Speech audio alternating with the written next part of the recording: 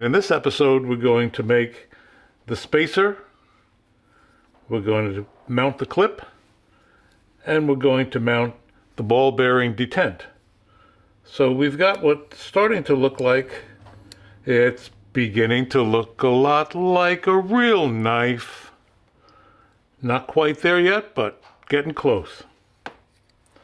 Our first step for making the spacer is selecting the material, which I've chosen. This one, it's a burgundy micarta, and I'm going to anodize the handle a little later, and I think the burgundy will complement that anodizing very nicely. So I've got a burgundy micarta, and then we need to measure the distance between the two sides with the blade and the washers and everything else in place in order to get the proper thickness for the spacer. And I'm going to measure that,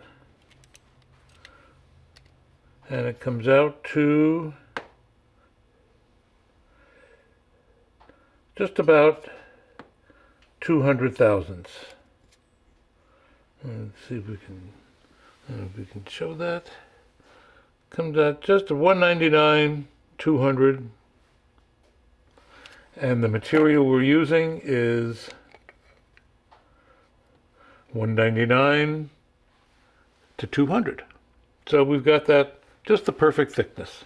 If it's not, you can sand it down just to make sure that it fits in between the front and the back. And the reason we do that, as I showed at the beginning, is that the blade with the washers and the shoulder and the stop pin need to be the same dimension as the spacer.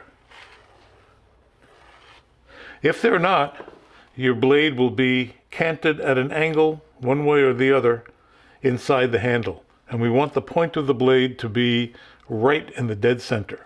So we have to make sure that we have the blade with washers, the stop pin, and the spacer exactly the same.